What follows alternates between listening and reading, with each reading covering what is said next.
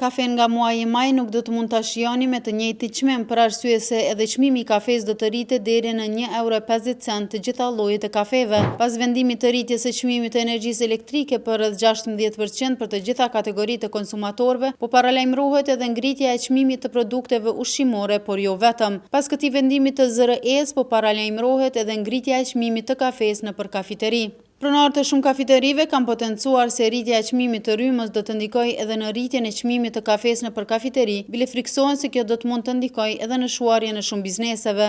Menaxheri i një biznesi në Prishtinë tha se nuk është hera e parë që po shtrajtohet rryma me këtë qeveri dhe që tash bajagisht një tarif kogja e lartë. Tek ne biznesit ka me ndiku më shumë dhe ka mundësi që disa dhe do të shuhen se nuk munden me përballu. Rritja e çmimit të energjisë sigurisht do të reflektojë edhe në rritjen e çmimeve të menyve tona.